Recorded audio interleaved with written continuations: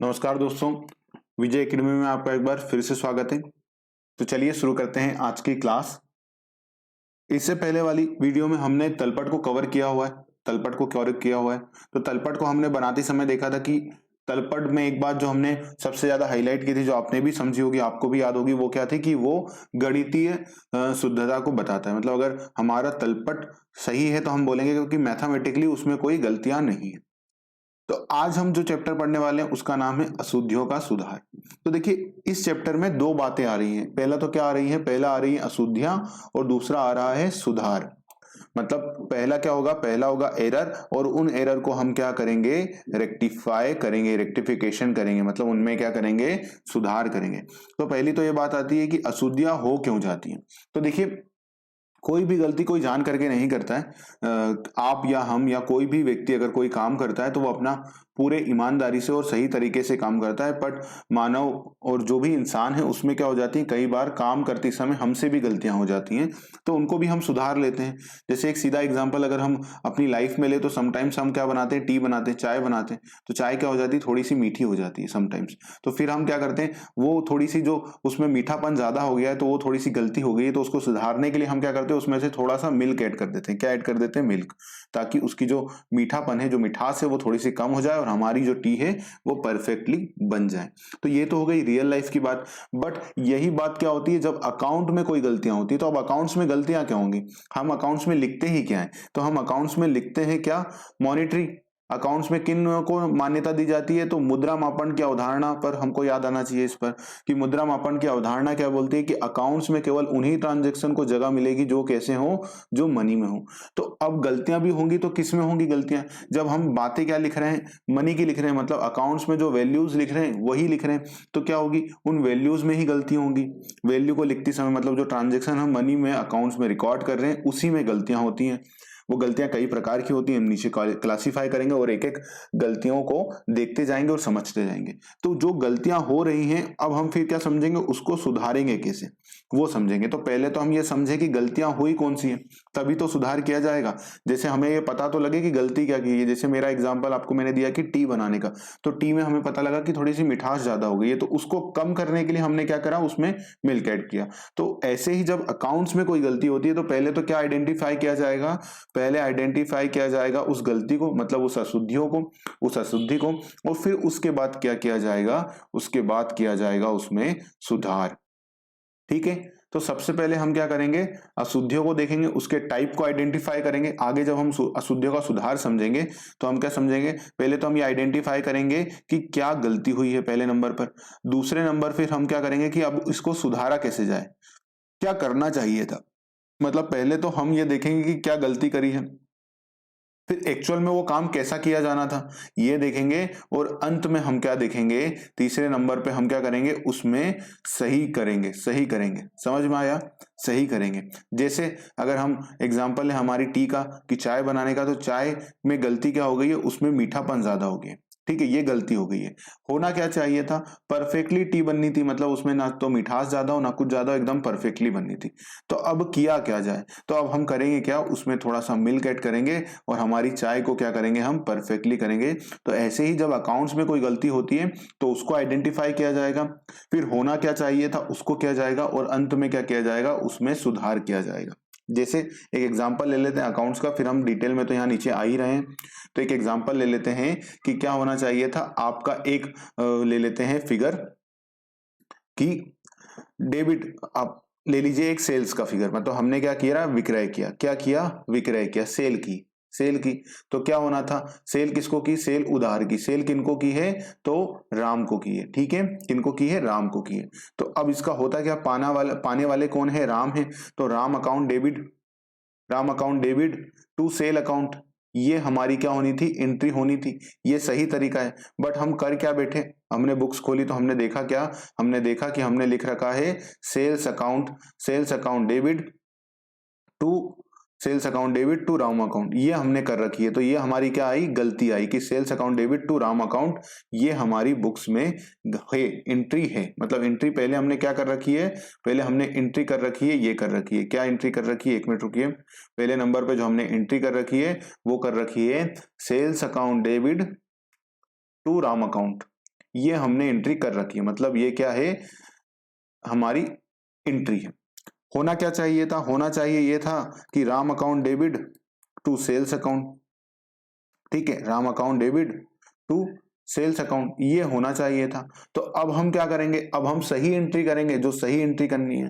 तो हम क्या करते हैं, फिर सही एंट्री करते हैं। सही एंट्री क्या होगी हमारी, Ram account debit to sales account, ये हम एंट्री करेंगे, ठीक है। और ये एंट्री फिर क्या होगी, डबल एंट्री होगी। मतलब डबल एंट्री का सेंस क्या है, अगर 500 रुपए की हमने गलती एंट्री करी थी तो उसको सुधारने के लिए हम एंट्री कितने से करेंगे, 1000 रुपए से करेंगे, ठीक है। तो अब आप ये बोलेंगे सर 500 की एंट्री अगर गलत हुई थी तो 500 से ही उसको रेक्टिफाई करना चाहिए था ना। तो इसको ऐसे समझो, इसको ऐसे समझो कि उनके खाते क्रेडिट कितने से हो गए हैं, राम के, अभी हम सब समझेंगे डिटेल में तो बता दूंगा कि इसका खाता कितने से क्रेडिट हो गया है। राम का खाता 500 रुपए से डेबिट होना था, जबकि डेबिट कितने से होना था इसको, तो 500 रुपए से डेबिट। तो अगर हम 500 से ही एंट्री करेंगे तो इसका खाता क्या हो जाएगा, 500 से क्रेडिट 500 से डेबिट, तो इसका खाता नील हो जाएगा। तो इसलिए जब भी कोई ऐसी एंट्री होती है जो गलत एंट्री हो जाती है, मतलब एंट्री गलत हो जाती है, तो फिर उसके जो खातों को रेक्टिफाई किया जाता है उसको डबल एंट्री से किया जाता है, ठीक है, समझ जा देंगे। तो समझ में आया कि पहले हम क्या करेंगे, पहले आइडेंटिफाई करेंगे कि क्या गलती हुई है, सही क्या होना था उसको आइडेंटिफाई करेंगे, और अंत में हम क्या आइडेंटिफाई करेंगे कि उसको अब रेक्टिफाई कैसे करें, ठीक है। अब हम समझते जाते हैं कि कौन कौन सी गलतियां होती हैं, कौन कौन सी अशुद्धियां हमसे हो जाती हैं, उसको हम अब समझते हैं एक एक करके। तो देखिए मैंने यहाँ पर चार्ट बनाया हुआ है और नीचे डिटेल में भी लिखा हुआ है। चार्ट इसलिए लिखा हुआ है कि लास्ट डे को आप ये चार्ट देख लेना है, ठीक है, क्योंकि अंदर का कंटेंट याद रहेगा आपको। और एग्जाम में जो क्वेश्चन मुझे लगता है कि यहाँ से जो पूछा जाएगा तो एक एग्जाम्पल पूछा जा सकता है आपसे, मतलब डायरेक्टली भी क्वेश्चन पूछ सकते हैं कि किस प्रकार की अशुद्धि है। एग्जामिनर डायरेक्टली आपको एक पॉइंट आउट करेगा एक टाइप को कि ये किस प्रकार की अशुद्धि का उदाहरण है, या ये करेंगे, या एग्जाम्पल क्या करेंगे, ये सिद्धांत, ये डेबिट क्रेडिट कर दिया, तो एक एग्जाम्पल बनाएगा एग्जामिनर। इन सब अशुद्धियों पर एक एग्जाम्पल बना सकता है एग्जामिनर और आपको दे सकता है कि भैया बता दीजिए ये कैसी गलती है, ठीक है।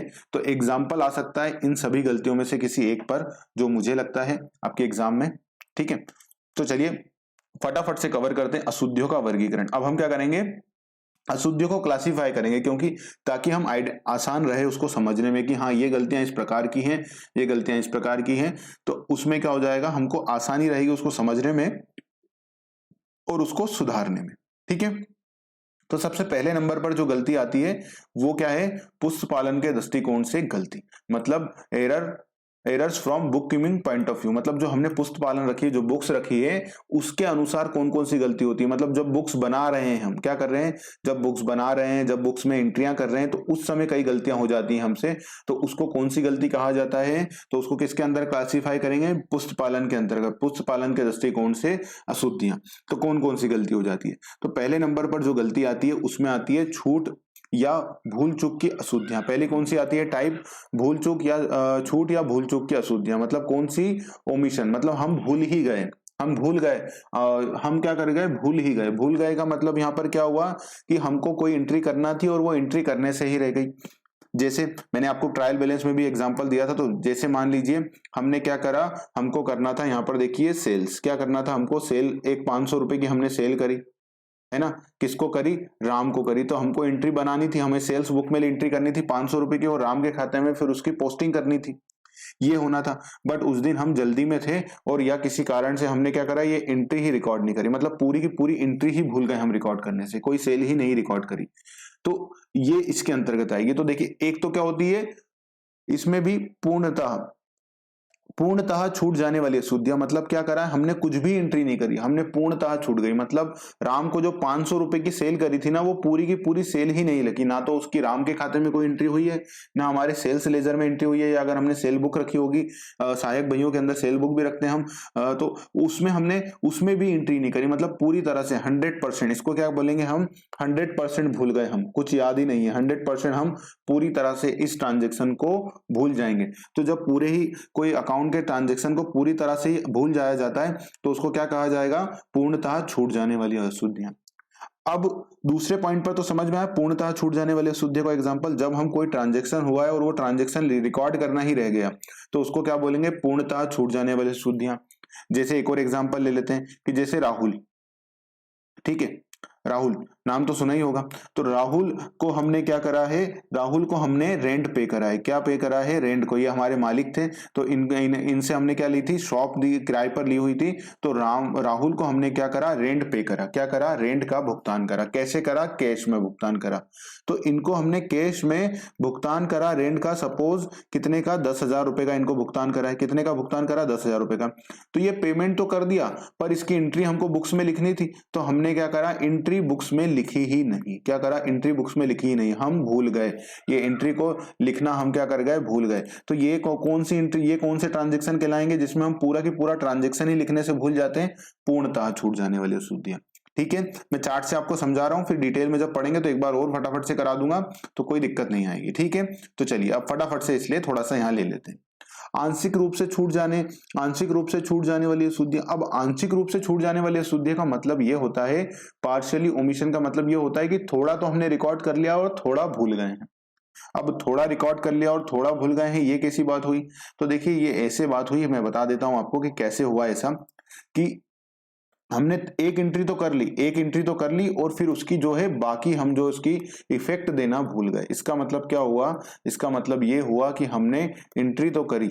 जैसे एग्जांपल ले लेते हैं इसका एक, कि हमने एक सेल करी। सेल किसको करी, सेल्स करी हमने, किसको करी, सेल्स राकेश को करी। किसको करी, राकेश को हमने सेल करी। ठीक है, कितने की सेल करी, राकेश को 1,000 रुपए की सेल करी राकेश को। ठीक है, अब क्या हुआ, जैसे ही हमने राकेश को सेल करी 1,000 रुपए की, तो हमने इसको किस में लिख लेंगे, हमारी विक्रय पुस्तक में लिख लेंगे। तो हमने वहां तो लिख ली विक्रय पुस्तक में, जो हमारी सेल्स बुक थी हमने उसमें तो एंट्री कर ली, हमने सहायक बुक रखी हुई थी तो सेल्स बुक में तो उसकी एंट्री अभी के अभी कर ली। अब बाद में क्या करना था, सेल्स बुक में एंट्री करने के बाद इसकी पोस्टिंग करनी थी। इसकी पोस्टिंग होती, पोस्टिंग किस में होती, राकेश के खाते में पोस्टिंग होती। राकेश के खाते में हम इसकी पोस्टिंग भी करते कि भैया राकेश से हमको 1,000 रुपए लेना है, हम राकेश हमारा डेटर्स हो जाएगा। तो ये इसकी पोस्टिंग भी करते, बट हमने क्या करा, इसकी पोस्टिंग नहीं करी, इसकी पोस्टिंग छूट गई। मतलब सेल बुक में तो हमने 1,000 की सेल रिकॉर्ड कर ली, पर हमने क्या करा, राकेश के खाते में इसको डेबिट नहीं करा। मतलब सेल्स बुक में तो हमने रिकॉर्ड कर ली, ये सेल्स बुक में तो एक नंबर पे रिकॉर्ड हो गई, और दूसरे नंबर पे क्या हुआ, दूसरे नंबर पे हमको राकेश के खाते में पोस्टिंग करनी थी, तो वो पोस्टिंग करने से हम भूल गए। तो ये कैसी अशुद्धि का उदाहरण है, ये उदाहरण है आंशिक रूप से छूट जाने वाली अशुद्धि। कौन सी अशुद्धि कहलाएगी, आंशिक रूप से, मतलब एक जगह तो रिकॉर्ड हो गई और एक जगह छूट गई। बात समझ में आ गई, चलिए तो बात समझ में आ गई, तो आगे बढ़ते हैं। अब हिसाब किताब की अशुद्धियां होती हैं इसी के अंदर। तो हिसाब किताब की अशुद्धियों में क्या होता है, हम कोई फिगर गलत लिख दिया, मतलब हमने एंट्री 1,000 रुपए की सेल करी थी, तो हमने 1,000 की जगह कितने की सेल रिकॉर्ड कर दी, 10 रुपए, 100 रुपए की रिकॉर्ड कर दी। हमने किसी को पेमेंट करा था 10,000 रुपए का, और हमने पेमेंट में हाई बाप में लिखते लिखते क्या करा, 100 रुपए का ही पेमेंट रिकॉर्ड करा। तो ये कैसी अशुद्धियां हैं, हिसाब की अशुद्धियां। और कई सारे उदाहरण हैं जो नीचे दे रखे हैं, तो उनको समझ लेते हैं। मतलब क्या कर रहे हैं हम, यहाँ पर हमने कोई गलती, हमें सब पता भी है, सब याद भी है हमको, पूरे अकाउंटिंग स्टैंडर्ड भी हमको सब याद है। मतलब हमको तीनों जो हमारे रूल हैं वो भी याद है, हमको ये भी पता है कि एक सेल भी हुई है, सब चीजें हुई हैं। पर क्या करा, हमने उसको लिखने में कोई गलती कर दी है। जैसे 1,000 की सेल करी थी, उसकी जगह कितने की सेल लिख दी, बुक्स में 100 रुपए की सेल लिख दी। हमने किसी को रेंट का पेमेंट करा, कितने का पेमेंट करा, 5,000 का, हमने बुक्स में उसको 50,000 का रिकॉर्ड कर दिया कि 50,000 का रेंट का पेमेंट करा। या हम क्या कर रहे थे, लेजर का टोटल लगा रहे थे, नीचे लेजर का टोटल लगाया और उसको अगले पेज पर ले जाते हैं हम। तो यहाँ पर तो 5,000 था, और अगले पेज पर हमने जब बैलेंस कैरी फॉरवर्ड किया, ब्रॉथ फॉरवर्ड किया, तो यहाँ पर कैरी फॉरवर्ड करा, और ब्रॉथ फॉरवर्ड जब यहाँ पर किया, बैलेंस बीडी लिखा, तो यहाँ पर कितना लिख दिया, 50,000 लिख दिया। तो ये सब कौन सी अशुद्धियों के उदाहरण है, ये सब अशुद्धियों के उदाहरण है हिसाब किताब की अशुद्धियां। ठीक है, एग्जाम में एग्जामिनर मुझे जो लगता है वो क्या करेगा, या तो आपको डायरेक्टली क्वेश्चन दे देगा कि ये किस प्रकार की अशुद्धियों का उदाहरण है, बता दीजिए, ये एकदम एग्जाम्पल, या नीचे एग्जाम्पल दे देंगे और आपसे क्वेश्चन पूछ लेंगे। आराम से 1-2 बार समझ लेंगे, पढ़ लेंगे, तो बन जाएगा पेपर। ठीक है, अब दूसरा पॉइंट नंबर 3 आता है सैद्धांतिक अशुद्धियां। सैद्धांतिक अशुद्धियां क्या होती है, principle of error of principle. अब एरर ऑफ प्रिंसिपल का मतलब क्या हुआ, हमको है ना कोई ज्ञान ही नहीं है, हमको ज्ञान नहीं है, मतलब जो व्यक्ति यहाँ पर, हमको तो ज्ञान है, मतलब आपको, हमें तो पता है, अब जो भी है जितना भी अच्छा पता है। तो ये जो व्यक्ति बुक्स बना रहा है, उस व्यक्ति को क्या है, उस व्यक्ति को पता ही नहीं है, उसको क्या नहीं पता है, तो उसको अकाउंटिंग के प्रिंसिपल ही नहीं पता है। जैसे कि 3 रूल होते हैं कि रियल अकाउंट पे कौन सा रूल लगता है, रियल खाते होते हो तो उस पर रियल अकाउंट वाला रूल लगता है, अगर कोई पर्सनल अकाउंट का ट्रांजेक्शन हो तो उस पर पर्सनल अकाउंट वाला रूल रूल लगता है। अगर कोई कैसा हो, अगर कोई अपना नॉमिनल अकाउंट का ट्रांजैक्शन हो तो उसमें नॉमिनल अकाउंट वाले रूल लगते हैं कि अगर कोई व्यय है तो उसको डेबिट करेंगे, इनकम है तो उसको क्रेडिट करेंगे, पाने वाले व्यक्ति को डेबिट करेंगे, देने वाले व्यक्ति को क्रेडिट करेंगे, वस्तु अगर व्यापार में आ रही है तो क्या करेंगे, डेबिट करेंगे, व्यापार से जा रही है तो क्रेडिट करेंगे। तो ये सारे रूल हमें पता है। अब जो व्यक्ति इसमें एंट्रियां कर रहा है ना, उसको ये पता ही नहीं है, वो अपने मन से करे जा रहा है। मन से करे जा रहा है का मतलब यहाँ पर क्या हुआ कि उनको जैसा लग रहा है वो वैसा कर रहे हैं। जैसे उनको पता है कि सेल्स, ये सेल्स बुक है और ये परचेज बुक है, ठीक है, दोनों ही बुक्स हैं और दोनों में ही किसकी एंट्री होती है, स्टॉक की एंट्री होती है। पर हम क्या करते हैं, जब सेल की एंट्री करते हैं तो कहां पर करते हैं, सेल की एंट्री यहां करते हैं और परचेस की एंट्री यहां करते हैं। इसको यहां पर क्रेडिट साइड लिखते हैं और इसको यहां पर डेबिट साइड लिखते हैं, ये करते हैं हम। तो वो भाई साहब ने क्या करा, हमने एक व्यक्ति से माल खरीदा, माल को कहाँ लिखना था, यहाँ डेबिट साइड में लिखना था, तो उनने यहाँ नहीं लिखा, उन्होंने क्या करा, सेल्स बुक के डेबिट साइड में लिख दिया। उनका यह मानना था कि भैया बुक तो कोई सी भी है, लिख तो मैं सही रहा हूं ना, डेबिट इधर लिखना था, सेल बुक में डेबिट लिख दिया, बात तो वही, इफेक्ट तो बराबर ही बैठेगा। ऐसा कर दिया हमने। उन्होंने क्या गलती करी, पर्सनल हमने, ये एग्जाम्पल है। दूसरा एग्जाम्पल क्या है, हम मशीन खरीद के लाए अपने व्यापार के लिए। क्या खरीद के लाए, मशीन खरीद के लाए। कितने की खरीद के लाए मशीन, 50,000 रुपए की मशीन है। तो उन्होंने बोला भैया मशीन भी क्या है, मशीन भी एक खर्चा है। उन्होंने क्या करा, ये पूरे के पूरे खर्चे में डाल दी, पूरी की पूरी व्यय में डाल दी। ऐसी गलती कर दी। हमने क्या करा, एक बिल्डिंग बना रहे थे तो बिल्डिंग से रिलेटेड हमने उसमें एक मजदूरी दी, बिल्डिंग बनाने की मजदूरी दी। या हम एक मशीन लाए थे तो मशीन के फाउंडेशन बनाया, यहाँ पर मशीन के अंदर बिल्डिंग में यहाँ फाउंडेशन बनाया कि इस पर क्या करेंगे, ये मशीन इंस्टॉल हो जाएगी। तो ये फाउंडेशन से रिलेटेड जो लेबर थी, जो लेबर चार्जेस, जो मजदूरी थी, उसको क्या करना था, इस मशीन की कॉस्ट में जोड़ना था।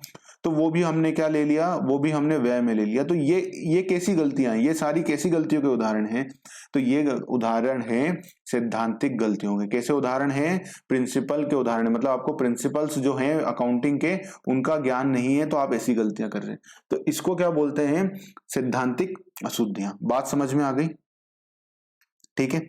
अब तो आगे बढ़ते हैं हम पॉइंट नंबर 4 पर। पॉइंट नंबर 4 पर बात करते हैं और फिर इस पॉइंट को पूरे को डिटेल में पढ़ लेते हैं। इस वाले पूरे जो लेजर्स है इसको डिटेल में पढ़ते हैं, फिर इधर आते हैं, तलपट के ऊपर आएंगे, फिर पॉइंट पे आएंगे। तो एक एक करके एक एक पॉइंट खत्म करते जाएंगे। अब क्षतिपूर्वक अशुद्धियां। अब क्षतिपूर्वक अशुद्धियों का मतलब ही क्या है, देखिए यहाँ पर अगर आप इसी से ही पढ़ेंगे ना तो आपको समझ में आ जाएगा कि ये एरर खुद ही अपने आप में अपना आंसर दे रहा है। क्या बोल रहा है ये पॉइंट, कि क्षति पूरक अशुद्धियां। तो देखिए हम क्या बोल रहे हैं, क्षतिपूरक मतलब क्षतिपूर्ति, है ना, क्षतिपूर्ति, कंपन, ठीक है। तो ये क्या हो रहा है, क्षतिपूरक मतलब जब हमें कोई कंपनसेशन मिल जाता, मतलब कोई क्षति हुई और उसकी क्या हो गई, पूर्ति हो गई। कोई हमें हानि हुई और हानि का क्या हो गया, हमको कंपनसेशन मिल जाता है, तो उसको क्या बोलते हैं, क्षतिपूरक। तो अब यहां पर भी वही हो रहा है कि वो कोई गलती हुई है और उस गलती का क्या हो गया, कंपनसेट हो गई। तो अब गलती कंपनसेट कैसे होगी, ये गलती ईमानदारी से तो कैसे होनी थी, सही, कि जो गलती करी है उसको सुधारा जाए। पर यहां पर क्या होगा, एक गलती को छुपाने के लिए दूसरी गलती करना, वो बोलते हैं ना एक गलती। तो यहां पर वही हो रहा है कि एक गलती कर दी और उस गलती को दूसरी गलती से वो बराबर हो गई। मतलब कैसे, जरा समझ लेते हैं हम कि, एक मिनट, यहां पर हमने जैसे क्या करा कि कोई खाता हमें क्या करना था, जैसे राम का खाता हमें 500 रुपए से क्या करना था, डेबिट करना था। 500 रुपए से इसका खाता डेबिट करना था। हमने, ये सेल थी, हम ये रिकॉर्ड करना भूल गए। क्या हुआ, हमने, देखिए एक एक पूरा ही ट्रांजेक्शन ले लेते हैं तो आसानी से आपको समझ में आ जाएगा और फिर हम डिटेल में इसको पढ़ लेते हैं। एक मिनट,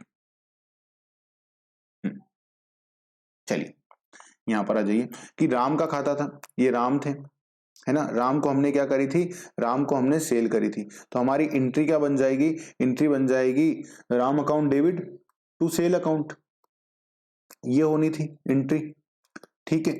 तो हमने क्या करा, हमने इसकी एंट्री कहां पर एंट्री करी, सबसे पहले सेल्स बुक में एंट्री होगी और फिर उसकी पोस्टिंग राम में होगी। तो हमने ये तो कर दिया, ये तो कर दिया और ये भूल गए। और कितने की हमने एंट्री करी थी, कितने का हमने करा था, मान लीजिए 500 रुपए की सेल करी थी। तो हमने ये तो एंट्री कर दी, तो मतलब हमारा क्रेडिट तो कितने से हो गया, 500 रुपए से आ गया, डेबिट 500 रुपए से नहीं आया। तो 500 रुपए से डेबिट जो है अभी कम है, ठीक है, डेबिट क्या है अभी 500 रुपए से कम है। अब एक और ट्रांजेक्शन हुआ, एक और ट्रांजेक्शन कौन सा हुआ, परचेस का ट्रांजेक्शन हुआ कि हमने उधार परचेस करा। क्या करा, उधार परचेस करा। तो अब इसकी एंट्री क्या होनी थी, इसकी एंट्री होनी थी कि परचेस अकाउंट डेबिट, ठीक है, परचेस अकाउंट डेबिट टू उस पर्सन का नाम जिससे हमने उधार परचेस करा। मान लीजिए राहुल से हमने उधार माल खरीदा था, तो राहुल अकाउंट, इससे भी कितने का खरीदा था, 500 रुपए का। क्या करा था, 500 रुपए का इसका भी खरीदा। तो ये हमने है ना इतने अच्छे तरीके से हम काम कर रहे थे कि हम पहली बार तो एंट्रियां बुक कर रहे थे और उसकी पोस्टिंग करना भूल जा रहे थे। तो हमने यहाँ राहुल को भी पोस्ट करना भूल गए। हम क्या करें, राहुल को भी पोस्ट करना भूल गए। तो देखिए 500 रुपए से डेबिट कम हो गया और यहाँ पर राहुल को हम भूल गए, तो 500 रुपए से क्या हो गया, क्रेडिट भी कम हो गया। तो अब हमारा जो बैलेंस था वो 500 से ये कम हो गया और 500 से ये कम हो गया। तो देखिए 500 रुपए से डेबिट कम हो गया और ऐसी गलती कर दी कि उससे 500 रुपए से क्रेडिट भी कम कर दिया। तो जब दोनों तरफ से 500 कम हो गए तो हमारा क्या हो गया, बैलेंस जो हो गया वो बराबर हो गया। तो ये कैसी गलती हो गई, हमने एक गलती यहां कर दी, ये गलती एक और कर दी, ये वाली एक गलती, रुको मैं इसे दूसरे कलर से करता हूं। तो एक गलती हमने ये कर दी, भाई साहब को पोस्टिंग नहीं करी सेल में, और एक गलती यहां कर दी कि राहुल को जो है परचेस में उसकी पोस्टिंग नहीं करी। तो इन दोनों के कारण क्या हो गया, हमारी एक गलती से डेबिट कम हो गया था, तो दूसरी गलती से हमारा क्रेडिट कम हो गया और हमारा क्या हो गया, जो दोनों गलतियां थी उसकी क्या हो गई, क्षतिपूर्ति हो गई। बात समझ में आ गई। तो ये कैसी गलतियों के उदाहरण है, क्षतिपूरक गलतियों के उदाहरण है। समझ में आया बात। अब हम इसे सबसे पहले कंप्लीट कर लेते हैं इस वाले पोर्शन को, ठीक है, फिर इसके बाद इधर आएंगे और फिर इसके बाद इधर आएंगे और फिर इसका रेक्टिफिकेशन ऑफ एरर समझ लेंगे, ठीक है। तो फटाफट से इसको पढ़ लेते हैं सबसे पहले। चलिए, अशुद्धियों का सुधार में अब हम सबसे पहले पढ़ते हैं इसका। तो मैंने आपको सबसे पहले चार्ट ही दे दिया है, क्योंकि मैंने सोचा था कि चार्ट आप लास्ट डे पर इसका चार्ट देख लीजिएगा कौन कौन से एरर होते हैं और यहाँ पर आपको समझ में आ जाएगा। तो एक बार पढ़ लेंगे ना, तो फिर इसलिए सबसे पहले चार्ट ही दिया है उसका। तो ये है। तो अब इसकी थ्योरी जो मैंने आपको बताई थी, थ्योरी भी एक बार फटाफट से पढ़ लेते हैं और फिर नीचे आते हैं। भूल करना मानव स्वभाव है ना, हमारा सबका नेचर है, कई बार हो जाती है गलतियां, इसलिए कहा जाता है कि मानव मात्र भूल का पात्र है। इसी प्रकार लेखा कर्म करते समय भी भूल हो जाया करती है। तलपट एक ऐसी छलनी है, मतलब जो तलपट हम बना रहे थे टीबी, तलपट एक ऐसी छलनी है जिसके लगाने पर टूटियां मिल जाती हैं, लेकिन कुछ गलतियां ऐसी होती हैं जो तलपट की छलनी से भी बचकर निकल जाती है। जैसे क्षतिपूरक अशुद्धियां, डेबिट भी 500 से कम हो गया, क्रेडिट भी 500 से कम हो गया, हमारा तलपट मिल गया पर फिर भी गलती है। जैसा कि मैंने लास्ट आपको जब तलपट पढ़ाया था तो उसमें लास्ट पॉइंट मैंने यही पढ़ाया था कि तलपट का 100% मिल जाना इस बात का प्रमाण है कि हमारा सब कुछ 100% अकाउंट सही है। तो हमने उसको समझा भी था कि ऐसा बिल्कुल भी नहीं है। अतः हम कह सकते हैं कि तलपट भी लेखांकन की कौन सी अशुद्धियों का अचूक प्रमाण होता है, तो गणितीय शुद्धता का अचूक प्रमाण नहीं कहा जा सकता। मतलब गणितीय शुद्धता को तो अचूक प्रमाण कहा जा सकता है कि हाँ गणितीय रूप से तो कोई गलती नहीं हुई, पर यह पूरी तरह से यह नहीं कहा जा सकता कि ये करे ना केवल इसका मिल जाना ही पूरा हमारा अकाउंटिंग सिस्टम सही है। तो इसीलिए लिखा गया है कि लेखांकन तलपट भी लेखांकन की गणितीय शुद्धता का क्या है, प्रमाण नहीं है, मतलब अचूक प्रमाण नहीं है कि बस इसने कह दिया। तो इस आधार पर यह कहा जा सकता है कि अशुद्धियां दो प्रकार की होती हैं। अब देखिए यहां पर है ना, अशुद्धियों को दो प्रकार से बताया गया है। एक अशुद्धियां कौन सी होती हैं, जो तलपट में प्रभावित करने वाली होती है, मतलब जिनसे इफेक्ट में आ जाता है तलपट, और दूसरी क्या होती हैं जो तलपट को प्रभावित नहीं करती हैं। जैसा कि हमारा एग्जांपल था कि 500 से क्रेडिट कम हो गया, 500 से डेबिट कम हो गया, तो हमारा डेबिट भी कितने से कम हो गया था, 500 से कम हो गया था, और हमारा क्रेडिट भी कितने से कम हो गया था, 500 से कम हो गया था। तो जब ये 500 से कम हो गया, ये 500 से कम हो गया, तो हमारा बैलेंस बराबर बैठ गया। तो ये तलपट को प्रभावित ना करने वाली अशुद्धियां हैं और इनको हम कई भागों में वर्गीकृत कर सकते हैं। तो उनको हम पढ़ रहे थे ऊपर, और हमने उसमें कौन सी पढ़ ली थी, तो पुष्ट पालन के दृष्टिकोण से अशुद्धियां। ठीक है। और उसमें हमने सबसे पहली पढ़ी थी छूट जाने वाली अशुद्धियां, तो इसको फटाफट से अब पढ़ते हैं और इसके एग्जाम्पल भी एक दो और समझ लेंगे तो हमारा पूरा कंप्लीट हो जाएगा। तो पहले ही पॉइंट पर कौन सी आती है, तो पुष्ट पालन के दृष्टिकोण से अशुद्धियां कितने प्रकार की होती हैं, 4 प्रकार की होती हैं। आपको ध्यान क्या रखना है, इनके नाम याद रखना और इनके अंदर का कंसेप्ट याद रखना कि एग्जाम्पल क्या दिया हुआ है। ठीक है, तो छूट जाने वाली अशुद्धियां, छूट जाने वाली या भूल चूक की अशुद्धियां। दूसरी कौन सी होती है, हिसाब की अशुद्धियां।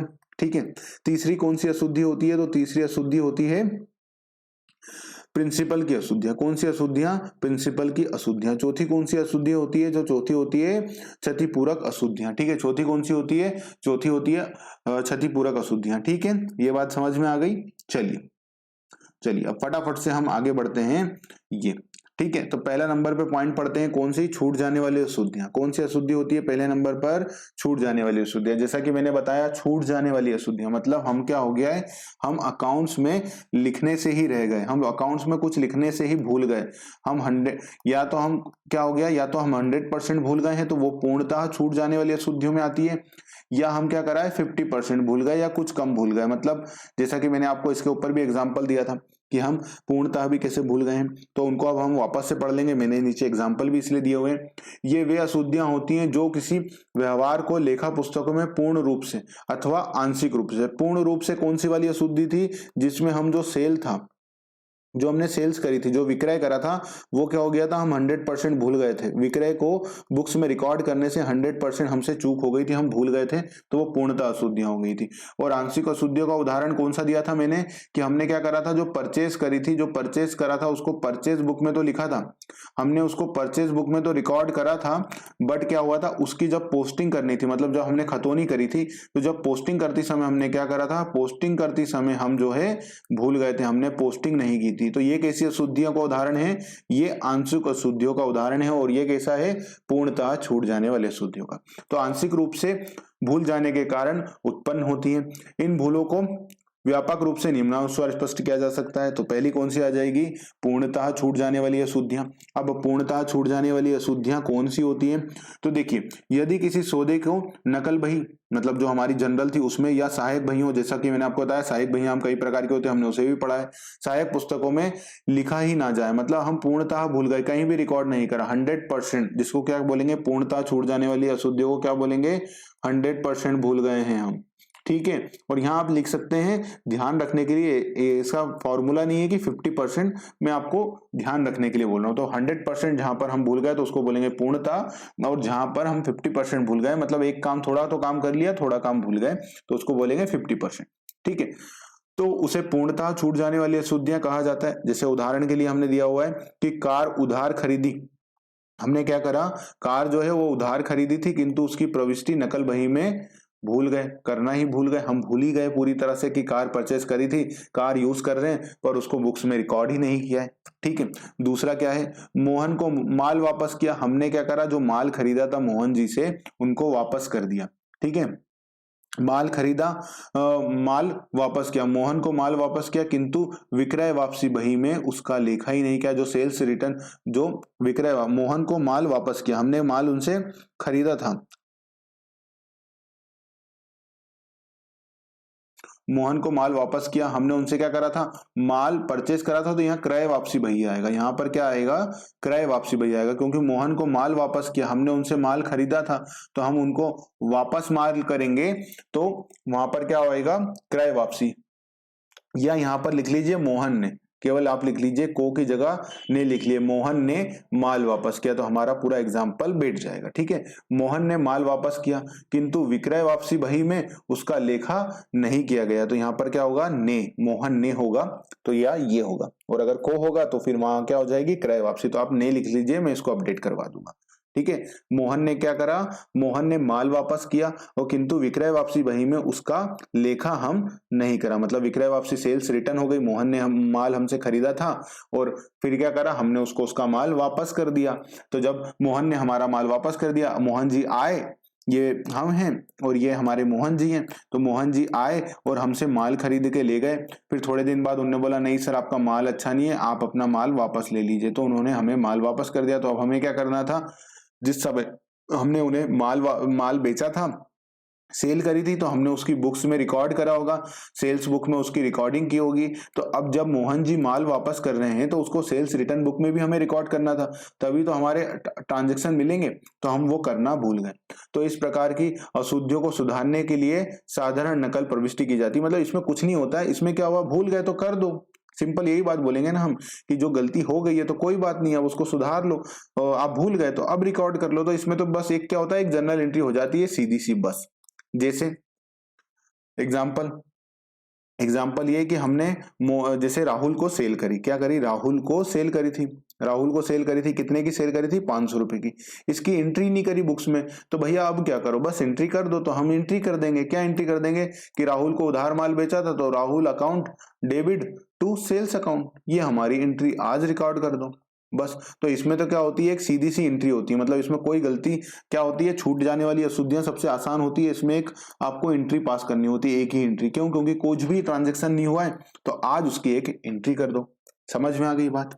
चलिए अब बात करते हैं आगे, आंशिक रूप से छूट जाने वाली अशुद्धियां। अब आंशिक रूप से छूट जाने वाली अशुद्धियां क्या होती है, कभी कभी मतलब हम क्या करते हैं, कुछ ट्रांजेक्शन रिकॉर्ड कर लिया, जैसा कि मैंने आपको लिखवाया है 50%। आंशिक रूप से छूट जाने वाली अशुद्धियों का मतलब क्या हुआ, 50%। क्या बात हो गई, 50%। 50% हमने यहां ले लिया है, मतलब कुछ काम कर दिया है, कुछ बाकी है, मतलब आधा अधूरा काम। इसको अगर हम एकदम हमारी अपनी भाषा में बोले तो क्या बोले, आधा अधूरा काम हुआ है यहाँ पर हमारा। आधा अधूरा काम का मतलब ये है कि कुछ काम कर दिया और कुछ काम हम भूल गए हैं, तो इसको बोलते हैं आधा अधूरा काम हम यहाँ पर कर चुके। तो आंशिक रूप से छूट जाने वाली अशुद्धियां, जब एक सौदे दो रूप में से किसी एक रूप में लिख लिया जाता है परंतु उसको दूसरे में लिखने से छूट जाता है, और ऐसी भूल को क्या बोलते हैं हम, छूट जाने वाली अशुद्धियां वाली भूल कहा जाता है, मतलब छूट जाने वाली भूल कहा जाता है। जैसा कि मैंने आपको एग्जांपल दिया था इसका, वापस से आप यहां लिख सकते हैं कि हमने क्या करा, माल परचेस करा। माल परचेस किससे करा, एग्जाम्पल के लिए माल परचेस करा राकेश से। किससे माल परचेस करा, राकेश से माल परचेस करा। तो अब राकेश से माल परचेस करा तो इसको हमने क्या करा, परचेज बुक में तो लिख लिया। हमने क्या करा, जैसे ही माल परचेस करा हमने परचेज बुक में तो इसको लिख लिया। क्या करा, परचेज बुक में हमने इसको लिख लिया। ठीक है, अब क्या करना था, हमें इसकी पोस्टिंग करनी थी, और पोस्टिंग में क्या होना था, राकेश का जो खाता था, राकेश का जो लेजर था, मतलब जो राकेश का खाता था उसको क्या करना था, क्रेडिट करना था उसी अमाउंट से। मान लीजिए हमने 5,000 की परचेस करी थी, तो परचेस में हमने बुक में 5,000 तो यहां तो रिकॉर्ड कर लिया कि माल 5,000 का परचेस करा, परचेस बुक तो डेबिट हो गई, पर राकेश का खाता 5,000 से क्रेडिट करना था वो हम भूल गए, वो हम क्या कर गए, भूल गए। तो हमारा एक ट्रांजेक्शन तो रिकॉर्ड है, कौन सा, परचेज बुक में, बट कौन सा रिकॉर्ड नहीं है, तो राकेश वाला जो है वो रिकॉर्ड करने से रह गया है। तो ये क्या बोलेंगे, आंशिक रूप से जो है, ये कि आंशिक रूप से छूट जाने वाली अशुद्धियों का उदाहरण है। बात समझ में आ गई है ना, कोई डाउट इसमें। देखो एग्जाम में अगर क्वेश्चन यहां से एग्जामिनर को उठाना होगा ना, तो वो आपको एक एग्जाम्पल देगा, और जब आप एग्जाम्पल आराम से समझ लेंगे ना, तो मुझे उम्मीद है कि आप एग्जाम हॉल में जैसे ही ये क्वेश्चन दिखेगा ना, तो आपको याद आ जाएगा। ठीक है, कि ये किस प्रकार की भूल है, और आपके दिमाग में चीजें किस तरह क्लियर रहेंगी, आराम से समझते हुए, इसलिए हम चल रहे हैं। ठीक है, उदाहरण एक और दे रखा है, उसको हम फटाफट से पढ़ लेते हैं कि मुन्ना से हमने क्या करा, वाहन खरीदा। हमने यहाँ पर क्या खरीदा है, वाहन खरीदा है। मतलब क्या खरीदा है, वाहन मतलब कैपिटल असेट, मतलब हमारी असेट्स खरीदी है। तो इसको हमको कहां पर रिकॉर्ड करनी चाहिए, असेट अगर खरीदी है, जैसा कि मैंने बताया था जब हम परचेज बुक भी पढ़ रहे थे, तो मैंने आपको बताया था कौन कौन से ट्रांजेक्शन जो है परचेज बुक में रिकॉर्ड नहीं किए जाते हैं। वो IMP पॉइंट है, एग्जामिनर कभी भी उसके मन में आएगा वहां से उठा लेगा, और सबसे फेवरेट क्वेश्चन आता है वो यही आता है कि कैपिटल गुड्स खरीदी, मतलब असेट्स खरीदी, हमने फिक्स असेट्स खरीदी, तो फिक्स असेट्स किस में रिकॉर्ड करेंगे, तो जैसे ही, और सबसे पहले नंबर पे या बी नंबर पे, ए नंबर पे या बी नंबर पे एग्जामिनर लिख देता है क्रय बही, कि ताकि हमारे दिमाग में क्या है, परचेस और परचेस। क्रय बही को अगर इंग्लिश में देखेंगे तो क्या लिखा आता है, परचेस। और अगर इंग्लिश का भी वर्ड, जब इंग्लिश में भी जब क्वेश्चन पढ़ेंगे तो उसमें क्या लिखा आता है कि Munna purchase goods, Munna purchase vehicle, तो वो भी परचेस दिखता है और ये भी परचेस दिखता है, और हिंदी में भी क्रय दिखता है और क्रय वही दिखती है। तो सबसे पहला अगर दिमाग में पॉइंट आता है ना, तो वो यही आता है, क्रय वही। और अगर तुक्का मारना होता है ना, तो क्रय वही पे ही तुक्का लगता है। ठीक है, तो ये बात ध्यान रखिएगा। तो मुन्ना से वाहन खरीदा, हमने क्या करा, मुन्ना से वाहन खरीदा है। इसकी प्रविष्टि कहां पर करनी थी, हमको जर्नल्स में करनी थी, नकल प्रविष्टि कर दी, किंतु अब हमने क्या करा, नकल प्रविष्टि तो कर दी, मतलब जनरल में तो हमने उसकी एंट्री कर दी, किंतु व्यवहार को ना तो मुन्ना के खाते में लिखा गया और ना ही वाहन खाते में लिखा गया। मतलब हमने इसमें क्या करा है, केवल जनरल एंट्री पास करी है, केवल क्या करा है, जेवी पास कर दी है। जनरल बुक में हमने जेवी तो पास कर ली है, पर उसकी जो पोस्टिंग करनी थी, जो उसकी पोस्टिंग करनी थी, वो पोस्टिंग हमने नहीं करी है। ठीक है, हमने उसकी पोस्टिंग ही नहीं करी है, तो कैसे काम चलेगा, है ना। तो ये आंशिक रूप में आ जाएगा। दूसरा एग्जाम्पल समझ लेते हैं फटाफट से। कमल को उधार माल बेचा, इसका लेखा विक्रय बही में तो किया गया, कर लिया गया, लेकिन कमल के खाते में उसकी खतौनी मतलब पोस्टिंग नहीं की। मतलब हमने क्या करा, उसको सेल करी। कैसी सेल करी, तो हमने क्रेडिट सेल करी। कैसी सेल करी थी, कमल को क्रेडिट सेल करी थी। तो जैसे ही क्रेडिट सेल करेंगे तो हम इसकी एंट्री कहां पर करेंगे, सेल बुक में। तो हमने सेल बुक में तो उसकी एंट्री कर ली है, यहां तक तो हम एकदम परफेक्ट चले, इसकी बुक ही यहां एंट्री तो कर दी। अब इसके बाद हमको करनी थी उसकी खतौनी मतलब पोस्टिंग। तो जब हमको उसकी पोस्टिंग करनी थी, तो हम ये पोस्टिंग जो है ना, ये करने से चूक गए, हमने पोस्टिंग नहीं करी। तो ये कैसी गलतियां हो जाएंगी, ये गलतियां हो जाएंगी आंशिक गलतियों के उदाहरण। तो देखो, इसको शॉर्टकट में याद कैसे रखना है, याद ये रखना है कि आधा काम हो गया और आधा काम बाकी। मतलब जब एग्जाम में क्वेश्चन बनेगा तो उसमें क्या बोलेंगे, कुछ काम हो गया और कुछ काम बाकी, मतलब आधा अधूरा काम हुआ है। तो वो कैसी गलतियों के उदाहरण है, वो आंशिक रूप से छूट जाने वाली गलतियों के उदाहरण है। ठीक है, और जब पूरी तरह से छूट जाएंगे तो उसको क्या बोलेंगे, छूट जाने वाली अशुद्धियां। ठीक है, एग्जाम में क्वेश्चन आएगा, आराम से समझ में आ जाएगा। ठीक है, समझ में आया ये पॉइंट नंबर। अब बात करते हैं फटाफट से 2 पर फटाफट से बात कर लेते हैं। ठीक है, हिसाब की अशुद्धियां या लेखा की अशुद्धियां। अब देखिए क्या बोल रहे हैं, हिसाब की, मतलब जो हम हिसाब किताब रख रहे हैं उसमें गलती करी। लेखा की अशुद्धियां मतलब जो हम अकाउंट्स रख रहे हैं, जो लेखे बना रहे हैं, उसमें हमने क्या करा है, उसमें अशुद्धियां रखी हैं। ठीक है, उसमें हमने क्या करी है, उसमें अशुद्धियां रखी हैं। तो उसको कैसे सही करते हैं, वो है। ठीक है, तो ये वाली अशुद्धियां उसमें आती हैं, है ना। चलिए, तो फटाफट से अब हम समझ लेते हैं लेखे की अशुद्धियां। ठीक है, लेखे की अशुद्धियां मतलब अकाउंट्स जो बनाए हैं उसमें एरर करें, अकाउंट्स जो बनाए उसमें एरर करें। जो हम अकाउंट्स के कैलकुलेशन कर रहे हैं उसमें हमने कोई गलती कर दी है, तो वो कैसी गलतियों के उदाहरण है, वो गलतियों के उदाहरण है हिसाब की अशुद्धियां या लेखे की अशुद्धियों के उदाहरण है। ठीक है, किसी व्यवहार का लेखा पुस्तकों में क्या करा, गलत लेखा कर देने से होने वाली त्रुटियों के हिसाब की त्रुटियां या लेखे की त्रुटियां कहलाती है। मतलब हम यहाँ कर रहे हैं, क्या कर रहे हैं, यहाँ पर हम कुछ भूले नहीं है, ये बात ध्यान रखिएगा। यहाँ पर हम कुछ भूले नहीं है, यहाँ हमें सब याद है, यहाँ पर हमें सब याद है। हमको पता है कि एक सेल हुई है, एक परचेस हुई है, हमें याद तो 100% है, पर बुक्स में लिखने में हम गलती कर रहे हैं। मतलब हम यहाँ याद है। जैसे मान लीजिए एग्जाम्पल क्या लेते हैं, एग्जाम्पल लेते हैं यहाँ पर कि हमने राहुल को माल बेचा। हमने क्या करा, राहुल को उधार माल बेचा। तो राहुल को कितने का उधार माल बेचा, 5,000 का उधार माल बेचा। तो हमें ये पता है, हमें याद है कि 5,000 की हमारी क्या हुई है, हमारी सेल्स हुई है, हमारी सेल हुई है। ये तो हमें 100% याद है। बट हमने जब बुक्स में एंट्री करी ना, तो 500 रुपए से एंट्री कर दी। ठीक है, कैसे एंट्री कर दी, 500 रुपए से एंट्री कर दी। मतलब हमें यह भी पता था कि हमने सेल हुई है, तो हमको पता था हाँ सेल हुई है। कोई पूछेगा राहुल को सेल करी है, तो हम बोल रहे हैं हाँ सेल करी है। ठीक है, सब चीजें पता है हमें ये भी पता है सेल हुई है तो सेल्स अकाउंट क्रेडिट होगा, राहुल का खाता डेबिट होगा, ये भी पता है। पर जब हमने बुक्स में एंट्री करी तो वो कितने से कर दी, 500 रुपए से कर दी। 5,000 की जगह कितने से कर दी, 500 रुपए से। तो ये कैसी अशुद्धियों के उदाहरण है, हिसाब की अशुद्धियां या लेखों की अशुद्धियों के उदाहरण है। ठीक है, तो चलिए अब इसके एग्जाम्पल समझ लेते हैं। जैसे ही आप एग्जाम्पल समझेंगे ना, सारी बातें यहां से क्लियर हो जाएंगी। चलिए, गलत खतौनी करना मतलब हमने क्या करा, पोस्टिंग गलत करी। पोस्टिंग, अब हमें क्या करना था, हमने एंट्री करी थी सेल बुक में। अब राहुल के खाते में जाकर के हमको क्या करना रहता है, अगला काम पोस्टिंग करना रहता है। ठीक है, अगला काम क्या करना रहता है, जैसे हमने उधार सेल करी है, यहाँ समझ लीजिए, यहाँ पर, यहाँ आ जाइए आप, देखिए यहाँ पर क्या आया कि हमने क्या करा, क्रेडिट सेल करी। क्रेडिट सेल के बाद हमने क्रेडिट बुक में तो लिखा, फिर उसके बाद क्या होनी थी, पोस्टिंग होनी थी। तो पोस्टिंग भी करी, कुछ भूले नहीं है हम यहाँ पर। ये बात ध्यान रखिएगा, मैं जो बोल रहा हूँ याद है हमें सब। यहाँ पर क्या है, याद है हमें सब। पर हम याद होते सोते हम क्या कर रहे हैं, लिखने में गलती कर रहे हैं। तो यहाँ पर हमने पोस्टिंग तो करी, पर पोस्टिंग क्या करी, राहुल के खाते की जगह किसका खाता क्रेडिट डेबिट कर दिया, पोस्टिंग करते समय राज का खाता। ठीक है, आर दिखा तो हमने हाय बाप में क्या करा, राहुल की जगह आगे पढ़ा ही नहीं, बस देखा आर, तो बोले हाँ राहुल, और यहाँ किसके खाते को डेबिट कर दिया, 5,000 से 500 रुपये। ये किसका खाता डेबिट कर दिया, अगर हम देखें तो राज का खाता। ये ऐसी गलती कर दी, तो ये गलतियां इसमें ही आएंगी। ठीक है, तो जैसे राज को उधार माल बेचा गया, विक्रय बही में खतौनी करते समय राम का खाता खातों में लिख दिया, मतलब अब हम किसको लेना दिखा रहे हैं, किससे पैसे लेना दिखा रहे हैं, राम से।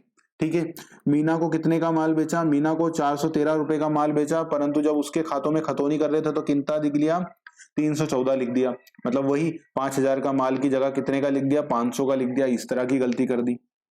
ठीक है, योग आगे ले जा रहे थे, मतलब हम क्या कर रहे थे, यहाँ पर हमने टोटल करा हमारे पेज का, ये हमारा पेज था, हमने यहाँ पर टोटल करा, यहाँ पर टोटल कितना आ रहा था उसका, बैलेंस सीडी 5000 रुपए, तो बैलेंस बीडी 5000 लिखना था, हमने यहाँ पर कितना लिख दिया, 50,000 लिख दिया, तो ये गलती है। तो ये सारी गलतियां किसके उदाहरण है, हिसाब की गलतियों के उदाहरण है। ठीक है, चलिए, जैसे विक्रय बही के एक पृष्ठ का योग कितना था, 1005 रुपए, 1005 रुपए था, हमने अगले पेज पर क्या लिख दिया, 5001 रुपए लिख दिया। ऐसी गलती हो जाती है, सच में हो जाती है, ये जो गलतियां बोल रहे हैं ना अकाउंटिंग वाली गलती, तो ये तो कंफर्म होती है, मतलब ये तो देखी गई है ना, ये हो जाती है गलतियां, क्योंकि जब आप लिखते रहते हैं तो कई बार आपका ध्यान नहीं होता, कई बार आप ध्यान रहते हैं पर आपके ऊपर प्रेशर रहता है वर्किंग का, तो ये होती है गलतियां, बाद में निकलती है फिर।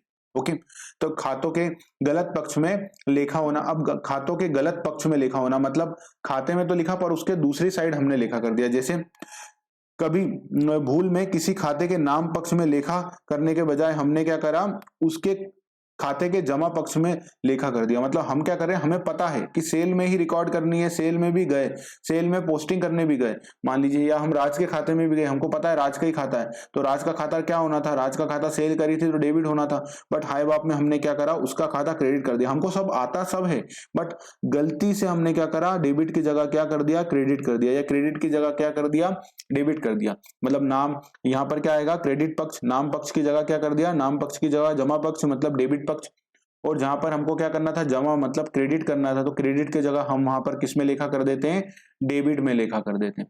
ठीक है, तो ऐसी दशा में सुधार के लिए हमको कितनी रकम देनी पड़ती है, 2 गुनी रकम देनी पड़ती है। एग्जाम में कई बार यही क्वेश्चन पूछा उन्होंने, एग्जामिनर ने, एकदम एग्जामिनर ने इस पॉइंट पर क्वेश्चन पूछा है, पॉइंट हाईलाइट कर लीजिएगा, और 2 गुनी रकम से करनी पड़ती है, डेबिट का क्रेडिट और क्रेडिट का डेबिट। मैं आपको ये समझा देता हूँ, ठीक है, ये आपको मैं एक एग्जाम्पल लेकर के समझा देता हूँ, है ना। चलिए एक आपको एग्जाम्पल लेकर के समझा देता हूं। तो हमारा ये यहाँ पर एग्जाम्पल ले लेते हैं, कहाँ ले एग्जाम्पल, एक मिनट, चलिए यहीं ले लेते हैं, जगह इतनी ही है, कोई दिक्कत नहीं है। चलिए देखिए क्या होना था, एंट्री क्या होनी थी, एंट्री होनी थी, हमने माल बेचा, माल बेचा, किसको माल बेचा, राहुल को माल बेचा, लिख लीजिए, राहुल को 500 रुपए का माल बेचा। ठीक है, अब इसकी एंट्री क्या होनी थी, राहुल को माल बेचा है तो Rahul account debit, Rahul account debit to sales account, simple entry एकदम, कितने से, 500 रुपए से। अब क्या हुआ, हमने जब पोस्टिंग करने गए, जब हम पोस्टिंग करने गए तो हमने क्या करा, हमने गलत खाते चुन लिए, मतलब सेल्स अकाउंट को कितने से पोस्ट कर दिया। अभी क्या होना था, अभी एक्चुअल में होना क्या था, राहुल का खाता अगर हम देखें तो डेबिट होना था 500 रुपए से, इसमें कोई दिक्कत है, राहुल का खाता डेबिट होना था 500 रुपए से। क्यों, क्योंकि राहुल क्या है, राहुल से हम पैसा मांग रहे हैं, और जिससे हम पैसा मांगते हैं तो वो क्या होता है, हमारी असेट एक तरह की, इससे पैसा मांगते हैं, और जो पाने वाला व्यक्ति है उसको भी डेबिट किया जाता है, तो दोनों ही कंसेप्ट से ये क्या है, डेबिट होना चाहिए था। सेल्स हमारी क्या है, अल्टीमेटली देखा जाए तो सेल्स हमारा व्यापार से वस्तु जा रही है, इसलिए भी क्रेडिट होना चाहिए, और अल्टीमेटली क्या है, ये सेल होने से मतलब क्या, अल्टीमेटली तो इनकम आएगी ना, तो सेल का खाता, सॉरी, सेल का खाता क्या होना था, सेल का खाता होना था 500 रुपए से क्रेडिट, ये होना था। बट हम पोस्टिंग करते समय थोड़ा जल्दी में थे इस बार, तो हमने क्या करा, सेल का खाता क्रेडिट कर दिया, सेल का खाता क्या कर दिया, डेबिट कर दिया, सॉरी, सेल का खाता क्या कर दिया, 500 रुपए से डेबिट कर दिया। और राहुल का खाता डेबिट करना था, तो राहुल का खाता हमने क्या करा, 500 रुपए से क्रेडिट कर दिया। ठीक है, तो करना क्या था और कर क्या दिया, ठीक है, जो ना करना था वो हमने कर दिया, मतलब हमको क्या नहीं करना था, तो हमको सेल में डेबिट क्रेडिट करना था और हमने डेबिट कर दिया। तो अब क्या हो रहा है, जहां पर हमें क्रेडिट बैलेंस दिखा रहा था वहां क्या हो गया, 500 रुपए का डेबिट बैलेंस हो गया है, और जहां पर हमें 500 रुपए राहुल से लेना दिखाना था कि हमको दो 500 रुपए राहुल जी, तो अब हमारी बुक्स क्या बोल रही है कि 500 रुपए और जेब से देना है राहुल जी को। तो पहले तो इसका फिगर कम करो, पहले तो ये गलती को सही करो, तो पहले ये अगर डेबिट है तो इसको क्रेडिट करेंगे, कितने से क्रेडिट करेंगे, 500 रुपए से। जैसे ही क्रेडिट करेंगे तो इसका बैलेंस अब कितना बचा, 0 बचा। ऐसे ही राहुल को हम 500 रुपए राहुल से मांगने हैं कि भैया दे पैसे, भाई तुम सेल उधार माल लेके गए थे और हमारी बुक क्या बोल रही है, उसको पैसे देना है, क्रेडिट बैलेंस का मतलब है। तो पहले तो इस बात को खत्म करने के लिए 500 रुपए लगेंगे। तो अब हमको डेबिट क्रेडिट 500 हुआ, क्रेडिट 500 हुआ, डेबिट 500 हो गया, तो ये खाता हो गया 0। ठीक है, ये तो खाता अब हुआ है 0। क्या हुआ है, 0। पर क्या वास्तव में 0 है, नहीं भैया, राहुल भाई साहब 500 रुपए का उधार माल लेके गए, उनसे पैसा भी तो दिखाओ। तो इसलिए एक और 500 डेबिट करना पड़ेगा, समझ में आया, एक और 500 डेबिट करना पड़ेगा। और ये डेबिट होने के बाद हमारा क्या होगा, अब हम दिखा पाएंगे कि राहुल से हमको 500 रुपए लेना है। तो 500 ये और 500 ये दोनों को करेंगे तो कितने आएंगे, दोनों को करेंगे टोटल में तो कितने आएंगे बताइए, 1000 रुपए। तो मतलब जब अगर खाता डेबिट की जगह क्रेडिट हो जाता है और उसको सुधारना पड़ता है तो फिर वैल्यू क्या होती है, उसकी 2 गुनी होती है। इसलिए ये बात कही गई है कि उसकी वैल्यू क्या होती है, 2 गुनी। तो जब भी कोई खाता डेबिट की जगह क्रेडिट हो जाता है तो फिर उसको जब सुधारा जाता है तो कितनी रकम से सुधारा जाता है, 2 गुना रकम से। तो इसका मतलब समझ में आया, 2 गुना रकम से क्यों सुधारा जाता है, क्योंकि जितना इंपैक्ट था उस इंपैक्ट को खत्म करने के उसके बराबर का, और फिर उससे मांगना भी तो दिखाना है। तो इसलिए हमने क्या करा, उसको और उतनी ही वैल्यू से चढ़ाया, तो इसलिए 2 गुना बोला जाता है। तो कई बार एग्जाम में ये क्वेश्चन पूछ लेते हैं, वो बोलते हैं कि बताइए सुधार की एंट्री क्या होगी। तो हम कई बार हम भी जल्दी में क्या करते हैं, 500 रुपए मतलब जो वैल्यू से गलती हुई थी उसी वैल्यू को डेबिट क्रेडिट करके आ जाते हैं, पर जबकि आंसर क्या आता है कि उसकी 2 गुना रकम से डेबिट क्रेडिट करना है। ठीक है, ध्यान रखिएगा, अगर एग्जामिनर इस पॉइंट पर चेक कर रहा है ना, तो आपको पूरी तरह से कंसेप्चुअल चेक कर रहा है और एग्जाम में क्वेश्चन पूरा बनने के चांसेस है। ठीक है, क्योंकि कंसेप्चुअली जरूर चेक किया जा रहा है, तो इसलिए ये ध्यान रखिएगा। बात समझ में आ गई, पॉइंट समझ में आया फटाफट से, है ना। चलिए आ जाइए अब फटाफट से आगे। तो ये बात समझ में आ गई कि 2 गुना क्यों लेते हैं। अब देखिए, गलत बही में लेखा करना। अब गलत बही में लेखा करना मतलब करना किसी दूसरी बही में था, मतलब करना किसी दूसरे लेजर में था, और हमने क्या करा, जल्दीबाजी में किसी दूसरे लेजर में उसकी एंट्री कर दी। क्या करा कि जल्दीबाजी में हमने किसी दूसरे लेजर में उसकी जो है एंट्री कर दी। एक सेकंड रुकिएगा, चलिए, है ना। तो हमने क्या करा, किसी दूसरे उसमें उसकी लेजर कर दी, है ना, एंट्री कर दी। फटाफट से पढ़ लीजिए।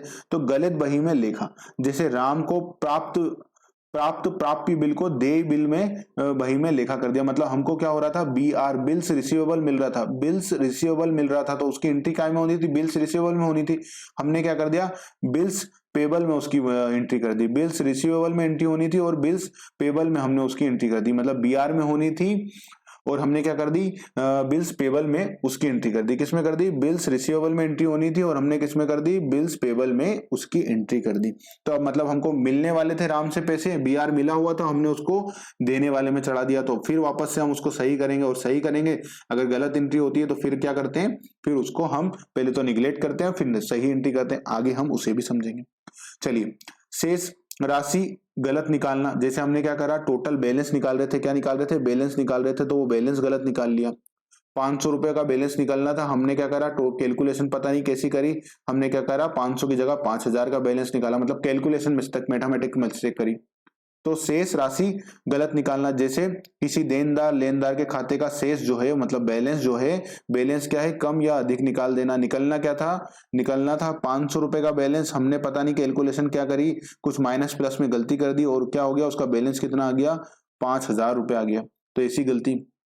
योग गलत लगाना, योग गलत लगाना मतलब हमको टोटल लगाना था, तो टोटल हमने लगाया, आना क्या था, 50,000 रुपए का टोटल, हम उसमें 5,000 का टोटल लगा रहे हैं। तो हमने क्या करा, जो टोटल जो योग लगाना था, मतलब ये जो लेजर का योग लगाना था, तो ये योग जो लगाया, जो टोटल लगाया, उसकी गलती करी। जब टोटल ही गलत निकलेगा तो फिर उसके बैलेंसेस भी गलत निकलेंगे। ठीक है, तो गलत योग लगाना, जैसे क्रय पुस्तक का योग 500 रुपए से अधिक लगा दिया, एक तरफ का क्या करा, 500 रुपए ज्यादा से लगा दिया। मतलब आना कितना था, योग लगाने का मतलब यहाँ पर कैसा ले रहे हैं कि जैसे 5000 की जगह 50,000 या ज्यादा ले लिया। जैसे अभी हमारे इसमें क्या करा, कम ले लिया, हमने कितना ले लिया, 5,000 रुपए ले लिया। इसका मतलब क्या हो, 45,000 से हमने कम ले लिया है। तो इस प्रकार की गलती करी। तो ये सारी गलतियां किसके उदाहरण है, हिसाब किताब की गलतियों के उदाहरण है। इसमें सबसे ज्यादा IMP पॉइंट कौन सा वाला है, तो IMP पॉइंट है एक ये वाला। ठीक है, ये वाला एक IMP पॉइंट है जिस पर क्वेश्चन डायरेक्टली पूछा गया है।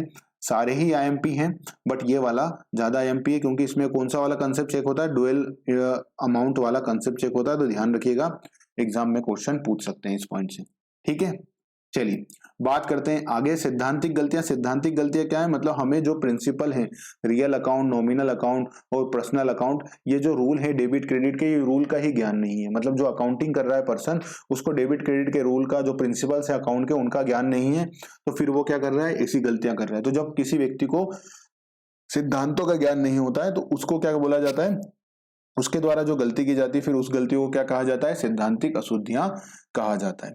ठीक है, फटाफट से इसको पढ़ लेते हैं कि लेखाकर्म में मूल सिद्धांतों का नियम और पालन करने ना करने से, मतलब हम क्या कर रहे हैं, जो उनके सिद्धांत है, जो उनके रूल हैं, उनका पालन ना करने से जो त्रुटियां होती हैं, उनको कौन सी त्रुटियां कहा जाता है, सिद्धांतिक त्रुटियां कहा जाता है। और ऐसी त्रुटियों के आधार व मूल त्रुटि भी कहते हैं। इनको कौन कौन सी त्रुटि कहते हैं, तो इनके दूसरे भी उदाहरण हैं, जैसे आधार त्रुटि या मूल त्रुटि भी कहते हैं। ठीक है, अब एग्जाम्पल दे रखे हैं मैंने फटाफट से, तो एग्जाम्पल समझ लेते हैं। तो हमने क्या करा, कोई पर्सनल एक्सपेंसेस था, उसको क्या ले लिया, उसको है ना व्यापारिक एक्सपेंसेस ले लिया। जैसे कोई किसी व्यक्तिगत व्यवहार का लेखा व्यापारिक लेन देनों के रूप में कर दिया। मतलब हमने क्या करा था, कोई पर्सनल एक्सपेंसेस था, ड्राइंग थी, हमने व्यापार से क्या करा, ड्राइंग करी और उसको ड्राइंग में दिखाया, उसको एक्सपेंसेस दिखा दिया। जैसे पर्सनल चालक, मतलब जो पर्सनल ड्राइवर था, जो व्यक्ति का पर्सनल ड्राइवर था, उसका क्या करा, हमको वेतन था, तो उसको क्या बताना था, हमको ड्राइंग बताना था। तो ड्राइंग बताने के बजाय हमने उसको क्या करा, हमने उसको सैलरी दिखा दी और हमारे बुक्स ऑफ अकाउंट में क्या कर दिया, डेबिट कर दिया। जबकि वो पर्सनल व्यक्ति का खर्चा था, तो उसको क्या दिखाते, उसको ड्राइंग दिखानी थी, हमको क्या दिखानी थी, ड्राइंग आहरण, मतलब ड्राइंग दिखानी थी। बट हमने क्या करा, उसको जो सैलरी दी उसको क्या करा, डेबिट कर दिया नॉर्मल एक्सपेंसेस के जैसे। तो ये गलत करा। और घरेलू उपयोग हेतु किए गए क्रय को हमने क्या करा, क्रय खाते में नाम कर दिया, जबकि ऐसा होना ही नहीं था, क्योंकि वो तो घरेलू उपयोग के लिए था। तो इस प्रकार की गलती कर दी। दूसरी गलती क्या कर दी, दूसरी गलती, जो हमको प्रावधान बनाने होते हैं, जो प्रावधान बनाने होते हैं, वो प्रावधान ही नहीं बनाए, विभिन्न प्रावधान ही नहीं करे। जैसे डेप्रिसिएशन लगाना होता है हर साल, या हमारे जो पैसे हमको लग सकते हैं कि डूब रहे हैं, हो सकता है कि भविष्य में हमारा बैड डेप्स हो जाए, तो हम क्या करते हैं, जब हमें लगता है कि भविष्य में हमारा बैड डेप्स हो रहा है, तो हम क्या करते हैं, आज ही बैड डेप्स रिजर्व बना लेते हैं। बट हमने ऐसा करा ही नहीं। तो वो सारे गलतियों को क्या बोला जाएगा, सिद्धांतिक गलतियां। जैसे अप्राप्त या संदिग्ध ऋणों, इनके लिए प्रोविजन बनाना चाहिए था। व्यापार की स्थायी संपत्तियों पर क्या लगाते हैं, हम डेप्रिसिएशन लगाते हैं, तो समुचित प्रावधान ही नहीं किए गए। तो ये गलती किसकी कैटेगरी में आएगी, तो ये आएगी सिद्धांतिक गलतियों की कैटेगरी में। चलिए बात करते हैं पॉइंट नंबर सी पर, कि पूंजीगत सौदों को, मतलब हमने क्या करा, कैपिटल नेचर का खर्चा करा, उसको कैसा बता दिया, आगम बता दिया। कैपिटल, जैसे मशीन ही खरीदी, तो मशीन को ही हमने क्या कर दिया, व्यय में बता दिया। या मशीन के पर लाने को लगाने पर जो मजदूरी दी गई, हमको क्या करा, हमने एक मशीन खरीदी है। तो जब भी कोई मशीन खरीदी जाती है, देखिए एग्जाम में कई बार क्वेश्चन इसी पॉइंट पर पूछा गया है, तो समझ लीजिए कि जब भी कोई मशीन खरीदी जाती है, तो जब तक मशीन हमारे पुट टू यूज में नहीं आती, काय में यूज में नहीं आती, पुट टू यूज में नहीं आती है। पुट टू यूज मतलब दैनिक काम में उसका उपयोग में चालू नहीं करते हैं, तो जब तक जो भी खर्चे होते हैं ना, उसको कैपिटलाइज किया जाता है। ये एक स्टैंडर्ड है। ठीक है, तो जैसे अगर हम मशीन लाए, मान लीजिए एक मशीन लाए, यहाँ एक मिनट समझिए, ये एक मशीन लाए हम, तो ये मशीन लाए, तो ये मशीन के लिए हमने एक फाउंडेशन बनाया। क्या बनाया, फाउंडेशन। ये फाउंडेशन की इसके ऊपर ये मशीन लगा देंगे। तो ये मशीन के लिए जो ये फाउंडेशन बनाया है, तो ये खर्चे भी क्या होंगे, मशीन में ही डेबिट होंगे, मतलब मशीन की कॉस्ट में जुड़ जाएंगे। ये मशीन को लगाने के लिए हमने ये भैया को बुलाया कि भैया आपको नॉलेज है, आप ये मशीन को यहाँ पर फिट कर दीजिए। तो ये भैया को जो मजदूरी दी, ये मजदूरी भी कहाँ पर आएगी, ये मजदूरी भी मशीन के खाते में डेबिट होगी। मतलब सारी कॉस्ट काय में जुड़ते जाएगी, मशीन के खाते में जुड़ जाएगी, क्योंकि इनका नेचर कैसा है, कैपिटल इन द नेचर है इनका। इसलिए जो भी खर्चे मशीन को लगाने तक के समय के किए जाते हैं, वो सारे ही खर्चे क्या होते हैं, कैपिटलाइज होते हैं, मतलब उसको मशीन की कॉस्ट में जोड़ दिया जाता है। समझ में आ गई बात। मशीन खाते में नाम ना करके उसको क्या करा, मजदूरी खाते, मतलब हमने नॉर्मल एक्सपेंसेस मान लिया, तो ये गलत किया। सॉरी।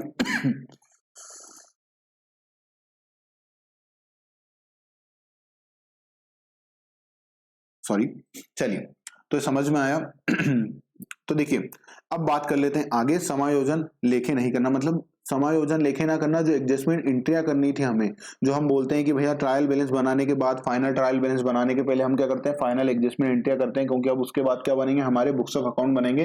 तो हमको जो एडजस्टमेंट एंट्रियां करनी थी वो एडजस्टमेंट एंट्रियां ही नहीं करी। तो ये सब क्यों नहीं करें? क्योंकि हमको पता ही नहीं है, क्योंकि हमें लग रहा है कि जो आउटस्टैंडिंग व्यय है, अदत्त व्यय, अभी पे थोड़ी ना करे तो जरूरत थोड़ी ना है। बट सारे सिद्धांत क्या बोलते हैं कि आपके फाइनेंशियल स्टेटमेंट क्या होनी चाहिए? ट्रू एंड फेयर व्यू बतानी चाहिए। ट्रू एंड फेयर व्यू कब बताएंगे? जब उसमें करंट ईयर से संबंधित जो भी खर्चे और इनकम है उसको आप करंट ईयर में ही क्या करें, उसको करंट ईयर में ही रिकॉग्नाइज करें। तो ये वाली बात वही बोलते हैं कि अदत्त व्यय या पूर्वदत्त व्यय जो भी है, उपार्जित आय, अनुपार्जित आय, इन सबको आपको क्या करना चाहिए? इसका समायोजन, मतलब जो एडजस्टमेंट एंट्रियां हैं वो करनी चाहिए। कि जैसे भाई पूर्वदत्त प्रीपेड एक्सपेंसेस है तो उनको जिस साल से संबंधित है उसमें ही दिखाना चाहिए। कोई अक्रूड इनकम है या आउटस्टैंडिंग इनकम है करंट ईयर की तो उसको करंट ईयर में लेना चाहिए। जो जिस साल के, मतलब जिस ईयर के एक्सपेंसेस है, जिस साल से संबंधित है उसको उस साल में लिए जाने चाहिए। ये क्या बोलता है? ये हमारे सिद्धांत बोलते हैं। तो हमें वो उसके लिए एडजस्टमेंट एंट्रियां करनी चाहिए। और अगर हम ऐसी एडजस्टमेंट एंट्रियां नहीं करते हैं तो ये कैसे उदाहरण है? ये सिद्धांतिक अशुद्धियों के उदाहरण हैं। चलिए लास्ट बात करते हैं। किसी आगम व्यवहार को क्या मान लेना? पूंजीगत मान लेना। मतलब नेचर कैसा था उसका? नेचर था रिवेन्यू नेचर था। इसका मतलब क्या था कि उसको करंट ईयर के ही प्रॉफिट एंड लॉस स्टेटमेंट में हम लेंगे। क्या करेंगे? करंट ईयर के प्रॉफिट एंड लॉस स्टेटमेंट में लेंगे या उससे हम चार्ज करेंगे। चार्ज करने का मतलब क्या है? उसके अंदर हम उसे डेबिट करेंगे, उसको करंट ईयर के प्रॉफिट से ही चार्ज करेंगे। तो हमने ऐसा नहीं किया, हमने उस रिवेन्यू एक्सपेंसेस को क्या बोल दिया? कैपिटलाइज बोल दिया। मतलब हमने कैपिटलाइज कर दिया, उस पर डेप्रिसिएशन लगाएंगे। जैसे भवन की सामान्य मरम्मत। सामान्य मरम्मत का मतलब क्या होता है? सामान्य मरम्मत का मतलब ये होता है कि जो करंट पोजीशन है किसी भी चीज की, करंट पोजीशन है, जैसे आप बिल्डिंग की बात की जा रही है यहाँ पर, तो जो बिल्डिंग है ना उसकी लाइफ इससे नहीं बढ़ रही है। ठीक है, उसकी लाइफ है ना नहीं बढ़ रही है। मतलब उसकी लाइफ, जैसे मान लीजिए एक बिल्डिंग की लाइफ 20 साल है तो हम जो हर ईयर उसमें एक्सपेंसेस करा रहे हैं ना, तो उसकी लाइफ बढ़ करके 30 नहीं होगी, वो 20 बनी रहेगी और अच्छे से यूज कर पाए हम 20 साल तक। इसके लिए जो करी जा रही है, इसके लिए जो भी एक्सपेंसेस किए जाते हैं उसको कैसे माने जाते हैं? उसको रिवेन्यू माने जाते हैं और वो पी&एल से चार्ज करेंगे। किससे चार्ज करेंगे? पी&एल से चार्ज करेंगे। बट अगर हम कोई ऐसा एक्सपेंसेस कर रहे हैं, कोई ऐसा एक्सपेंसेस कर रहे हैं, मतलब हमने क्या करा? बिल्डिंग का स्ट्रक्चर चेंज कर दिया और उसको ऐसा कर दिया, उसमें इतना एक्सपेंसेस करा कि वो 20 साल से बढ़ करके अब कितने सालों तक के लिए बन जाएगी? वो 30 सालों तक अब बिल्डिंग अच्छी रहेगी। 30 सालों तक अब बिल्डिंग को देखने की जरूरत नहीं है।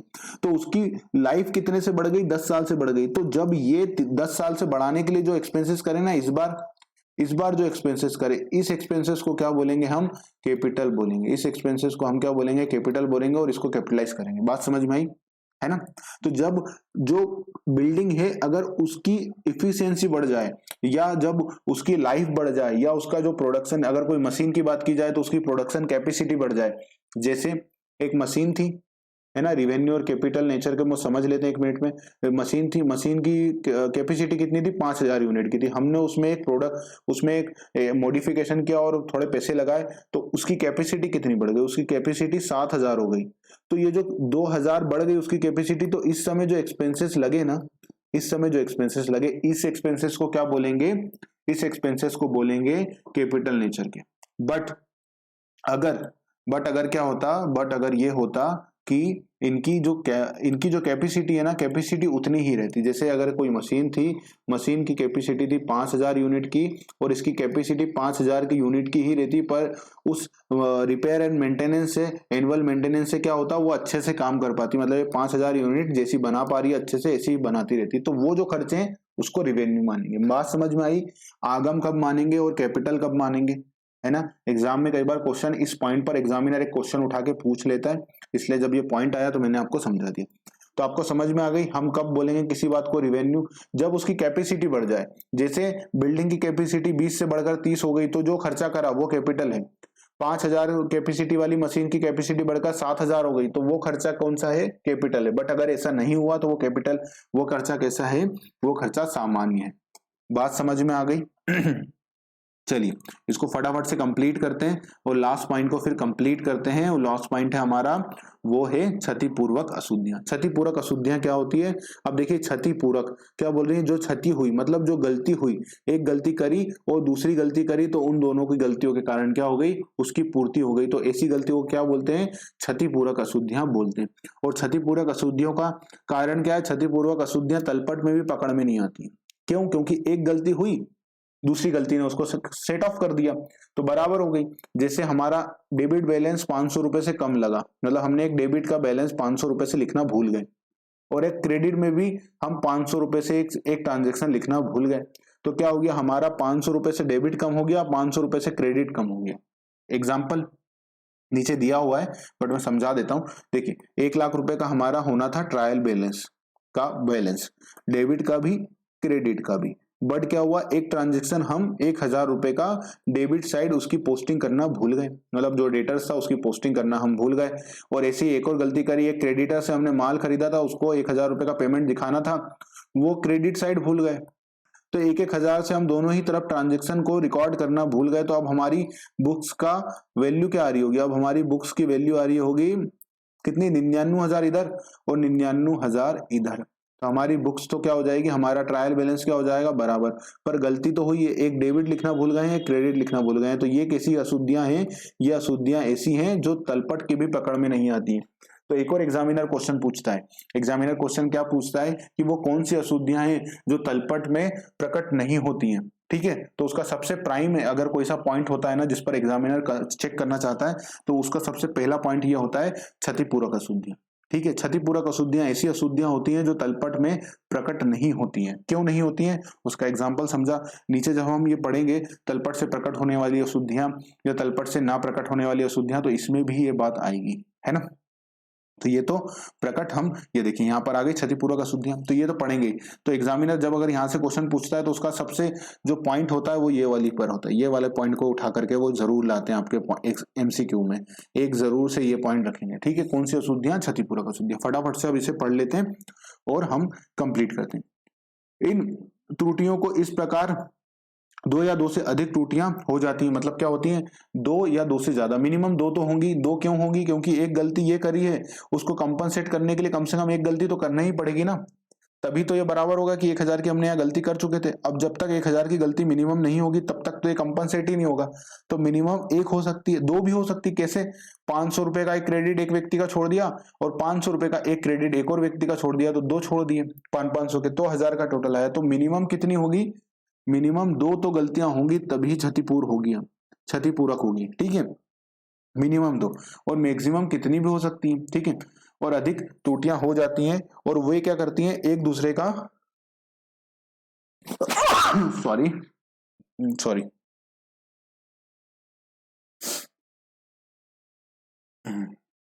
चलिए, है ना। इन त्रुटियों का क्या है, 2 या 2 से अधिक त्रुटियां हो जाती हैं और एक दूसरे का प्रभाव क्या करती हैं, वो समाप्त कर देती है, मतलब नाम और जमा पक्ष के योग को क्या कर देती है, संतुलित कर देती हैं। तो वो अशुद्धियां क्या कहलाती हैं, क्षतिपूरक अशुद्धियां कहलाती हैं। बात समझ में आई। अब एक एग्जाम्पल दिया हुआ है उसको समझ लीजिए तो चीजें क्लियर हो जाएगी। मोहन का खाता क्या करा था हमने, 2000 से कम डेबिट करा, मतलब उसका डेबिट बैलेंस हमने कितने से कम लिया, मोहन का डेबिट बैलेंस 2000 से कम लिया, किंतु मदन का खाता 2000 से अधिक डेबिट कर दिया। मतलब इसमें क्या करा, एक का डेबिट कम करा तो एक का डेबिट ज्यादा कर दिया, मतलब एक ही साइड इंपैक्ट आया। जैसे यहां समझ लीजिए उस बात को कि देखिए ये हमारा 1 लाख रुपए का होना था, जो बात ऊपर लिखी हुई है, और 1 लाख रुपए का इधर होना था क्रेडिट। अब क्या हुआ, मोहन का खाता जो था ना वो 2000 से डेबिट कम किया, ठीक है, डेबिट कम किया, मतलब उसको क्या करना था, अगर उसका खाता 6,000 रुपए का डेबिट हो रहा था तो हमने उसको कितना लिखा, बुक्स में 4,000 रुपए लिखा। तो इसका मतलब क्या हुआ, इसका मतलब ये हुआ कि उसका खाता 2000 से डेबिट कम हुआ, तो बैलेंस क्या आ रहा होगा, 2000 से कम आ रहा होगा यहाँ का, मतलब 2000 से हमारा जो बैलेंस है वो कम आ रहा होगा। तो अब हमने एक और व्यक्ति का खाता कितना बताना था, 6,000 रुपए बताना था, पर उन भाई साहब का खाता कितना करा, 8,000 से डेबिट कर दिया। तो क्या हुआ, 1000 का 2000 से कम हो गया और 1000 का 2000 से ज्यादा डेबिट हो गया, तो ये माइनस प्लस माइनस हो गया। और बैलेंस कितना आ रहा है, आज भी हमारा ट्रायल बैलेंस का बैलेंस कितना आ रहा है, 1 लाख रुपए। तो ये डेबिट साइड ही ऐसा करा हमने, तो दूसरी साइड नहीं हुआ, तो एक ही तरफ की 2 गलतियां हो गई, मतलब डेबिट कम हो गया, डेबिट ज्यादा हो गया, और उसको क्या हो गया, कंपनसेट कर दिया। बात समझ में आ गई। चलिए ठीक है, तो ये मैं इतना टाइम क्यों ले रहा हूं, क्योंकि जब क्षतिपूर्तियों का अशुद्धियों का संशोधन आएगा ना, तो बस संशोधन ही तो कर रहे हैं। गलती समझ में आ गई कि ये डेबिट कम हुआ तो इसको डेबिट कर देंगे, इसको डेबिट बढ़ा देंगे 2000 से, और उसको डेबिट कर देंगे 2000, क्रेडिट कर देंगे 2000 से, सिंपल। तो जब एक बार अशुद्धियां समझ में आ जाएगी ना, दिमाग में बैठ जाएगी, तो फिर जब हम डेबिट क्रेडिट करेंगे ना कि इसको सुधारते ऐसे, तो वो आसान हो जाएगा। ठीक है, तो मदन का खाता 2000 से क्या करा, ज्यादा डेबिट कर दिया। और रतन का खाता क्या करा, 2000 से कम क्रेडिट किया था, ठीक है ना। या क्या करा हमने, या तो डेबिट ज्यादा कर दिया या तो किसी सामने वाली पार्टी का 2000 से कम कर दिया, मतलब क्रेडिट कम कर दिया, तो बात वही है, ठीक है। प्रथम दशा में मोहन के खाते को हम क्या करेंगे, डेबिट पक्ष में डेबिट पक्ष की कमी मदन के खाते के डेबिट पक्ष की समान वृद्धि से क्या हो जाएगी, वो संतुलित हो जाएगी। मतलब 2000 का ऊपर गया डेबिट में, ये इधर डेबिट में हमारे 1 लाख रुपए का था और 1 लाख रुपए में एक का 2000 से हमने कम करा और दूसरे का क्या करा, 2000 से हमने उसका बैलेंस बढ़ा दिया, तो बराबर बात उतनी ही बैठी। या तो ये हो गया। और दूसरे वाले बात में क्या बोल रहा है, रतन के वाले बात में क्रेडिट में कि इधर 2000 से कम करा, 1000 की जगह 2000 से कम करा, तो इधर भी 2000 से कम करा, तो दोनों तरफ क्या हो गया, फिर बैलेंस क्या आ गया, 98,000 रुपए आ गया। दूसरी दशा में मोहन के खाते के डेबिट पक्ष में 2000 की कमी रतन के क्रेडिट पक्ष की कमी से क्या हो जाएगी, संतुलित हो जाएगी। तो हमारा यहाँ पर बैलेंस क्या हो जाएगा, 2000 से कम हो जाएगा और यहाँ पर बैलेंस 1 लाख ही रहेगा। बट गलतियां दोनों, उपर्युक्त दोनों ही स्थितियों की विपरीत हो जाने पर डेबिट और क्रेडिट पक्ष क्या हो जाएंगे, संतुलित रहते हैं। चूंकि इस प्रकार की त्रुटियां डेबिट तथा क्रेडिट पक्षों के संतुलन बनाए रखती हैं, अतः इस प्रकार की त्रुटियों को क्या बोलते हैं, तलपट को प्रभावित नहीं होती है और इन्हें संतुलन अशुद्धियां भी कहते हैं। कौन सी अशुद्धियां कहते हैं, बैलेंसिंग एरर कहते हैं। मतलब ऐसी अशुद्धियां जो बैलेंस होने के बाद भी रह गई, तो उनको कौन सी अशुद्धियां कहते हैं, बैलेंसिंग अशुद्धियां कहते हैं। उम्मीद होगी आपको ये चारों पांचों समझ में आई होंगी, पांचों चीजें समझ में आई होंगी, इसमें कोई डाउट नहीं होगा। तो ये समझ में आया पूरा पॉइंट, है ना। तो चलिए, उम्मीद होगी आपको ये वीडियो समझ में आया होगा। अगले वीडियो में हम फटाफट से इसको कवर कर लेंगे, अब थोड़ी स्पीड बढ़ा करके, और इस पे भी कवर कर लेंगे। मतलब तलपट के दृष्टिकोण से अशुद्धियां, क्योंकि अब क्या होंगी, कुछ अशुद्धियां तो यहीं कवर हो जाएंगी, तो वो वहां पर उनके एग्जाम्पल समझ रहे होंगे बस हमें। और संशोधन के दृष्टिकोण से अशुद्धियां, ठीक है, एक पक्षीय अशुद्धियां और द्विपक्षीय अशुद्धियां, इसको पढ़ेंगे। मतलब सिंगल साइडेड होती है एक एरर और डुअल साइडेड, दोनों ही तरफ अशुद्धियां होती है, तो इनको हम कवर करेंगे अगले वीडियो में। तो चलिए, इस वीडियो में इतना ही, मिलते हैं अगले वीडियो में, तब तक के लिए अपना ध्यान रखिएगा। नमस्कार।